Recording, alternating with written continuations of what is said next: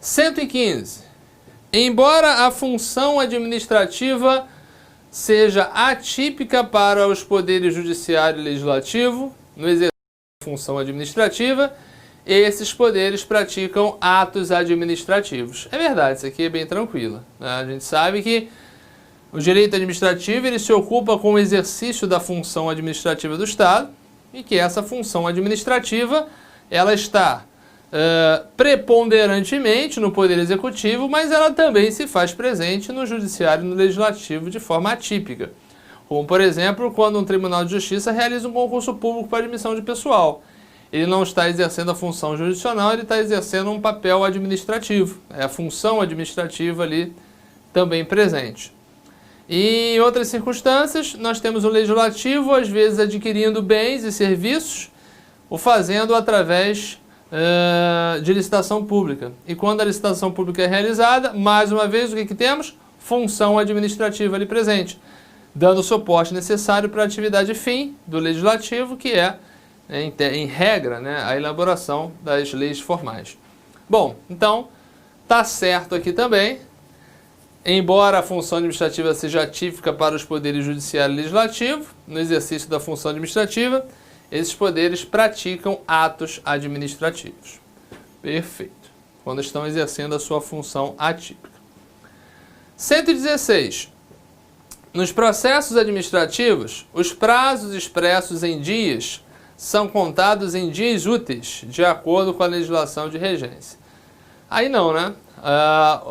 São contados em dias corridos, se a lei não colocar de forma expressa que sejam dias úteis.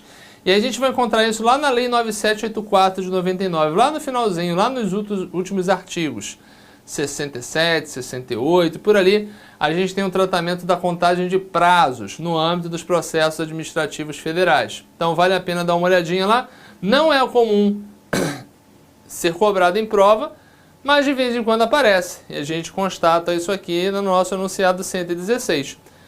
Então, nos processos administrativos, os prazos expressos em dias são contados em dias úteis? Não, são dias corridos, salvo se a lei estabelecer a contagem em dias úteis. Beleza? Então, aqui está errada a informação. Então, fechamos aí mais um grupinho de enunciados e vamos em frente. Vamos lá.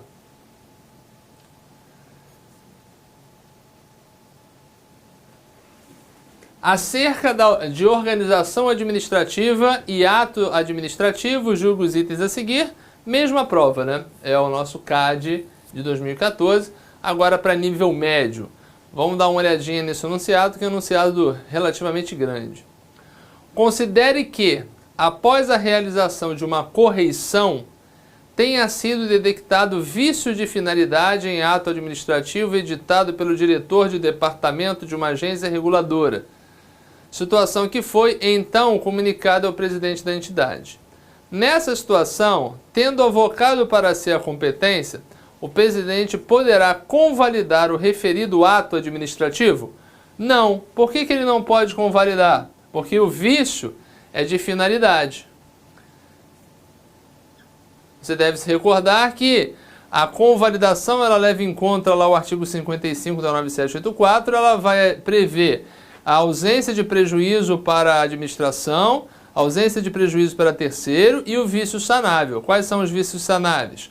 Competência não exclusiva, forma não essencial, objeto plurimo e não se admite, objeto plurimo é quando a gente vai sanear o vício de parcela do ato, aquela parte que está viciada se retira e mantém-se aquilo que é válido. E vício de finalidade e vício de motivo não se admite convalidação, que você nunca vai convalidar algo que veio agredir o interesse público, que é a ideia da finalidade. Ok? Então, 117 está errado o enunciado 117. 118, mesma prova, vamos ver se dá para botar aqui o 19 também. 118 e 119. A existência de diversos ministérios com atribuições distintas constitui exemplo de descentralização administrativa? Também, mais uma vez, errado. O que é isso aqui?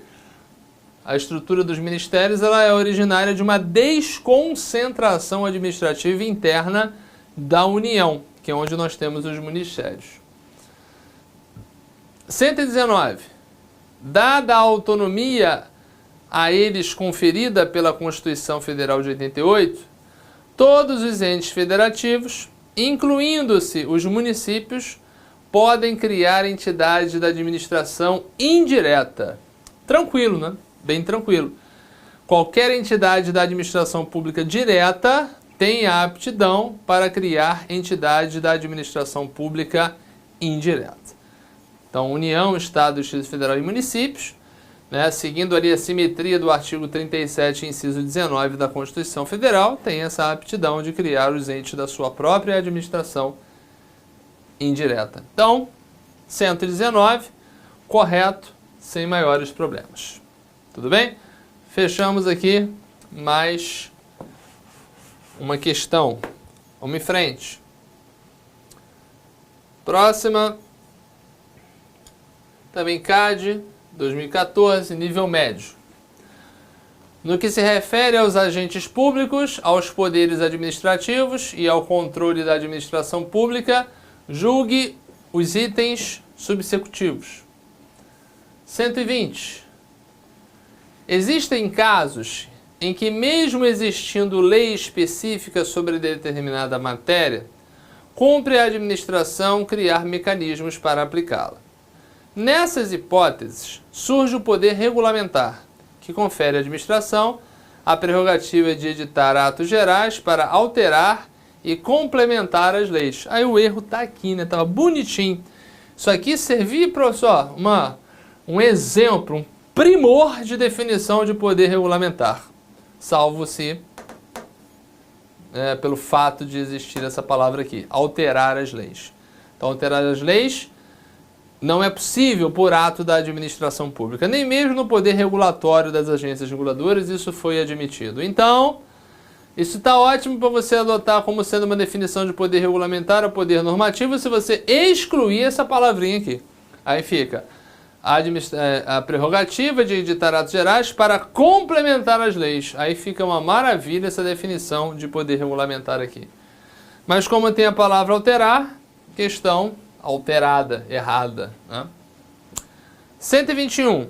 A função fiscalizatória exercida pelos tribunais de contas dos estados inclui-se entre as hipóteses de controle do poder legislativo sobre os atos da administração pública.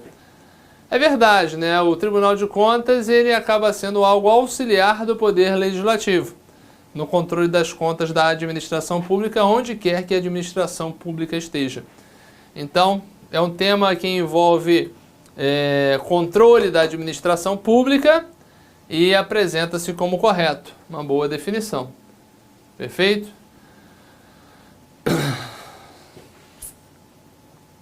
(122), deixa eu puxar aqui. Então, o 121 ele fala de controle legislativo, né, a atuação do legislador no controle dos atos da administração produzida no âmbito de qualquer instituição pública, tá? 122. Considere que determinado servidor estável demitido, após regular processo administrativo disciplinar por desvio de verbas públicas, comprove sua inocência por meio de ação judicial. Nesse caso, tendo sido apenas demissão anulada no âmbito judicial, o servidor deverá ser reintegrado ao cargo por ele anteriormente ocupado. Essa é a regra, né? É a regra que a gente encontra, a regra que, pela Constituição Federal, é aquilo que deve ser feito. Nos estatutos é que normalmente nós temos, se o cargo tiver sido extinto, ele vai ser posto em disponibilidade, enfim. Mas no artigo 41, parágrafo 2º da Constituição Federal de 88, é isso que se leva em conta, tá? A ideia de que, nesse caso, em que alguém é demitido injustamente ao reconhecimento judicial dessa injustiça, o juiz anula a demissão e determina a reintegração ao cargo anteriormente ocupado. Aí tem aquela velha historinha, né? Se o cargo está ocupado, o atual ocupante ele sai, se ele é estável, reconduzido ao cargo anterior, aproveitado em outro ou posto em disponibilidade. Tudo isso lá no artigo 41, parágrafo 2º da nossa Constituição Federal. Então aqui está correto. Tudo bem? Vamos em frente. Vamos em frente.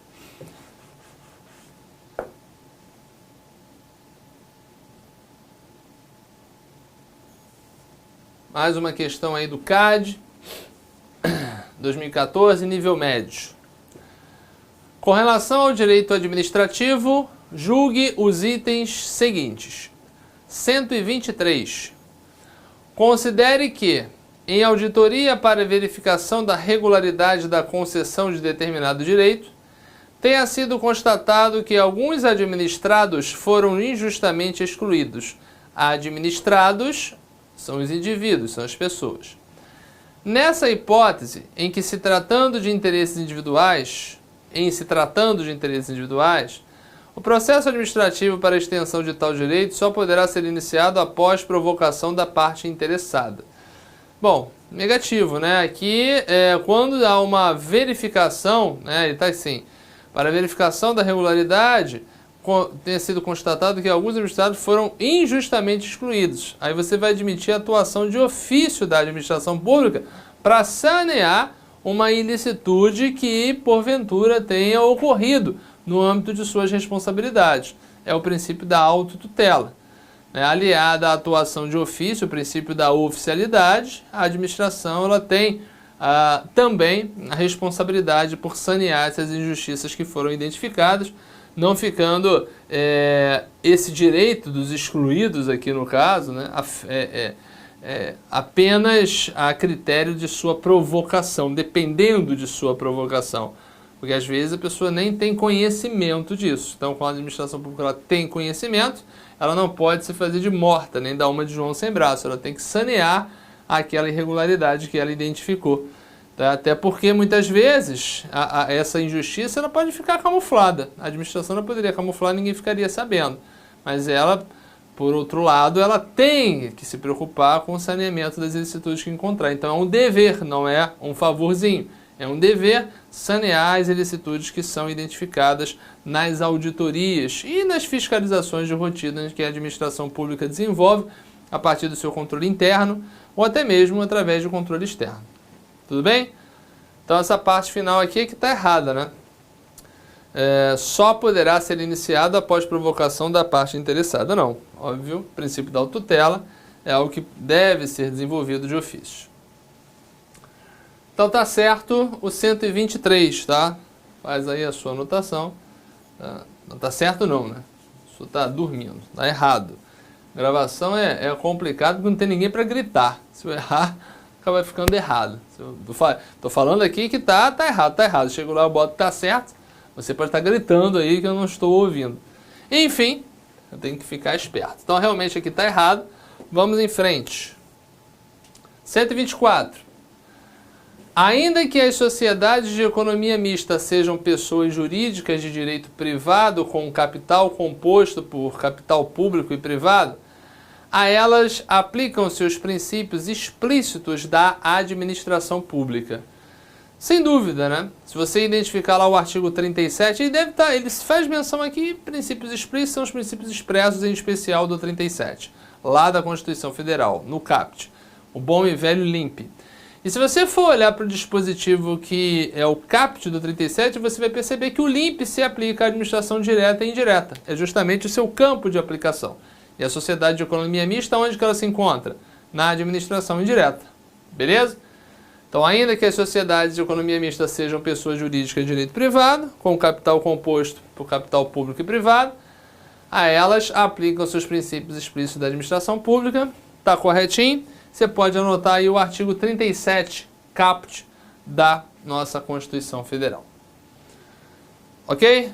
Vamos lá então. Vamos em frente. Sempre em frente.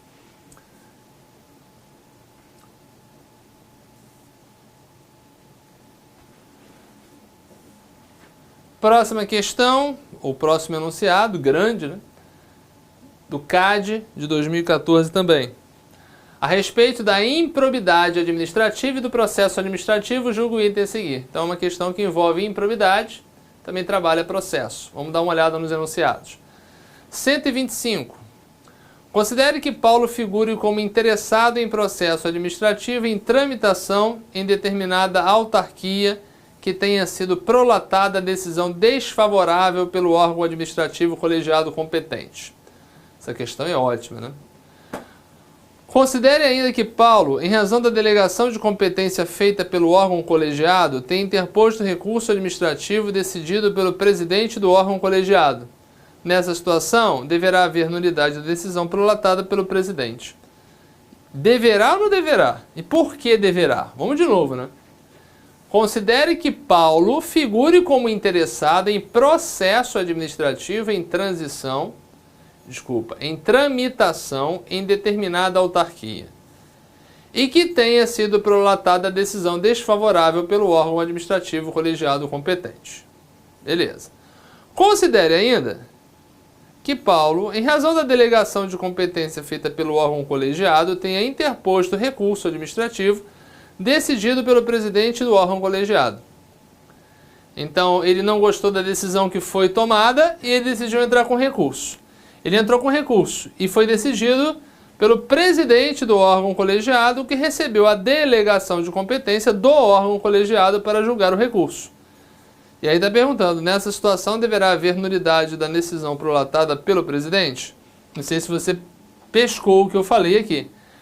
O presidente julgou um recurso porque ele recebeu delegação do colegiado. E é possível delegar competência para julgar recurso administrativo? Não. Isso é proibido no artigo 13, que a gente acabou de falar dele aqui. Artigo 13 da 9784 de 99. Então, uma questão longa, onde a solução está para aqui. Tá aqui, ó.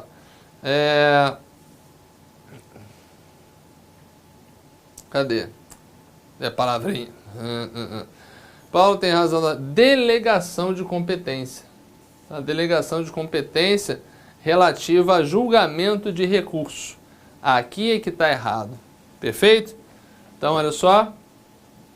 Errada a questão 125. Tudo bem? Vamos em frente.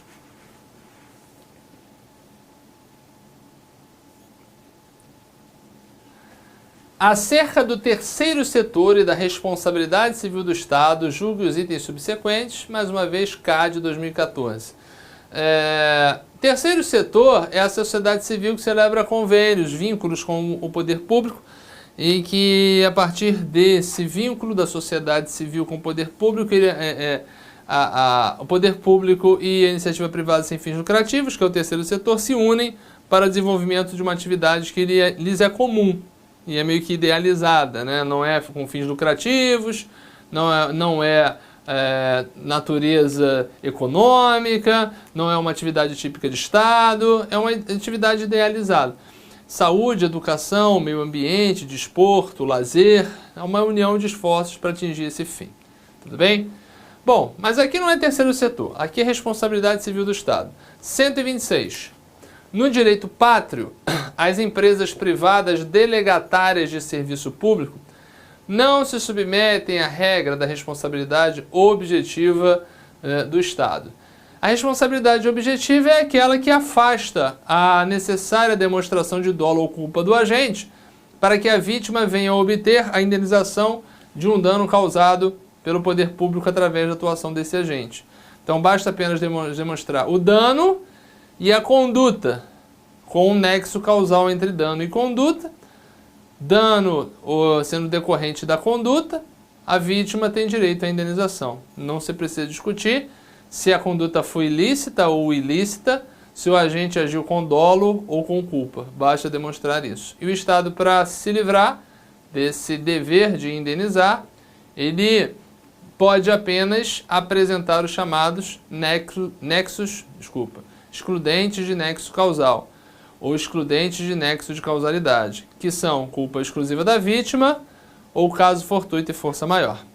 E agregadas pessoas jurídicas de direito público na administração, também nós temos submetidos a essa responsabilidade civil objetiva pela teoria do risco administrativo, as pessoas jurídicas de direito privado, integrantes ou não da administração pública, que a gente pode ter essas pessoas administração pública indireta ou na iniciativa privada. Então, independentemente se integra a administração pública indireta ou iniciativa privada, se é prestador de serviço público, responde também objetivamente pelos danos que causar através de seus agentes que atuam nessa qualidade.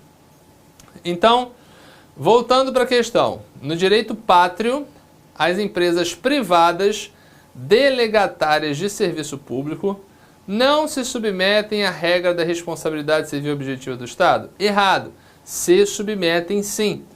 Então, quem se submete? Achei que ficou um pouquinho confuso. Então, de novo, pessoa jurídica de direito público, União, Estado, Distrito Federal, municípios e autarquias, pessoa jurídica de direito privado prestadora de serviço público, empresa pública ou sociedade de economia mista prestadora de serviço público, e não as que exercem atividade econômica, e a iniciativa privada que presta serviço público mediante delegação do Estado, concessionárias e permissionárias de serviço público. Estas respondem objetivamente, com base na teoria do risco administrativo, fundamento, artigo 37, parágrafo 6º da Constituição Federal, que você vai anotar aí. Ok? Então, no cerne da questão, elas se submetem, então por isso que está errado, porque aqui está dizendo que elas não se submetem. Beleza? Vamos em frente. 127. Questão aí também do CAD. No que se refere às autarquias, julgue o item aí abaixo, 127. Para a criação de uma autarquia, é necessária lei que autorize a sua instituição, seguida do registro do ato constitutivo no órgão competente. Inverteu totalmente o procedimento. Esse procedimento é adequado para a empresa pública, sociedade de economia mista e fundação pública de direito privado. Para a autarquia, esse procedimento não é adequado. Então, a autarquia ela é criada por lei e não se demanda nenhuma outra medida para que efetivamente ela esteja instituída.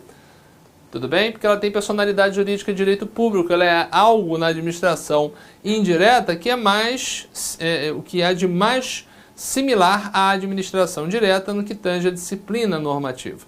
Então, errado, né? Inverteu totalmente os conceitos. Você vai dar uma olhadinha lá no artigo 37, inciso 19, mais uma vez o 37 e 19 aí servindo de fundamento para a nossa questão. Vamos em frente.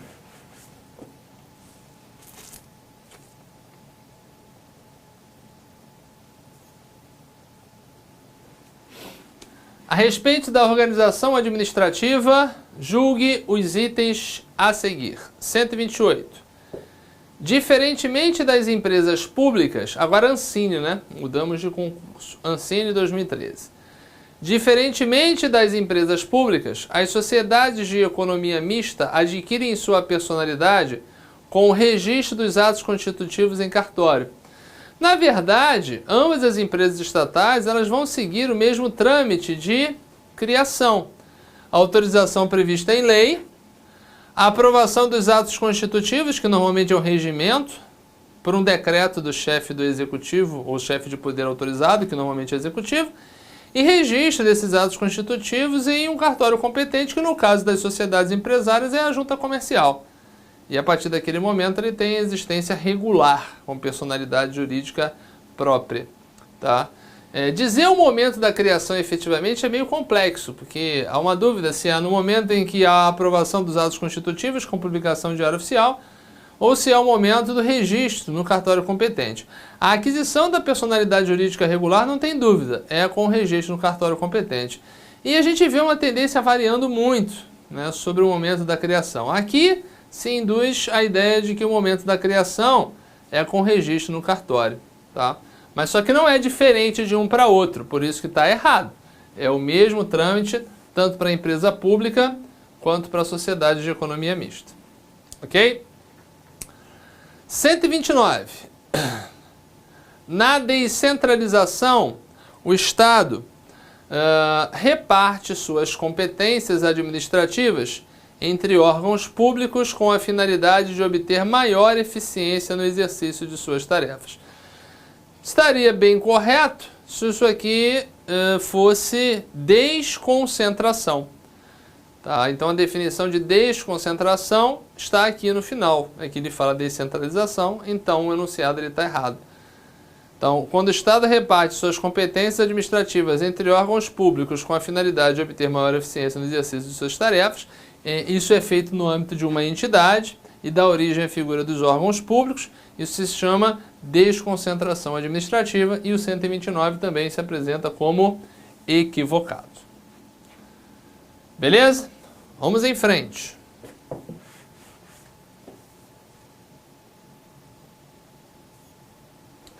(130).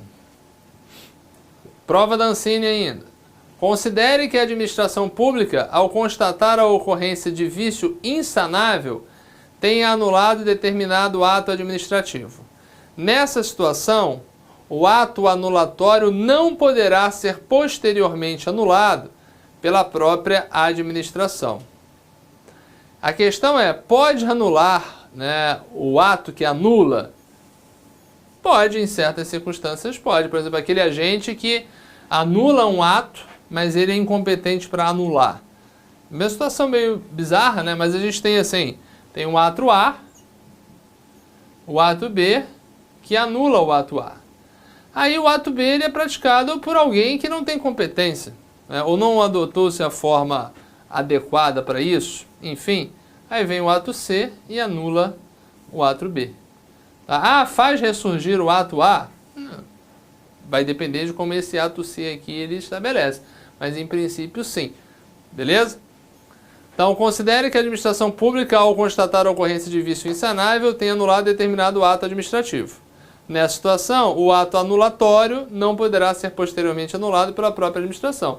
Sim, poderá, é o nosso B, se ele também tiver sido praticado com arrepio da lei. Ou seja, é uma sequência de incompetências. Ah, se ficar constatado que houve a ilicitude nisso aqui, né, com esse aqui você anula os dois. Aí vai dar uma celeuma danada para cuidar dos efeitos. Mas nada impede. Qualquer ato pode ser ilícito, mesmo aquele que anula um outro ato. Às vezes ele anula de forma ilícita, não poderia ter anulado. Enfim. 131. A outorga de licença a determinado particular pela administração pública é ato administrativo unilateral. Qualquer ato administrativo, em sentido estrito da palavra, ele o é. A licença é um ato administrativo unilateral. Ela só vai se enquadrar ali naquela condição, né, de ato que, enfim, é negocial, porque depende da participação, de uma forma genérica da palavra, do particular que solicita a produção daquele ato. Se o particular não solicita, esse ato não é produzido. Mas não chega a ser um contrato, porque o particular precisa daquela solicitação, daquele consentimento, para desenvolver uma determinada atividade. Então ele precisa da manifestação da administração. Tá? E essa manifestação, toda ela é disciplinada por lei. Não há consenso na formação de um contrato, onde cláusulas em tese, a grande maioria são impostas pelo Estado, mas algumas cláusulas de contratos administrativos decorrem de um consentimento do contratado. Bom, então 131 está correto, é ato administrativo unilateral. Beleza?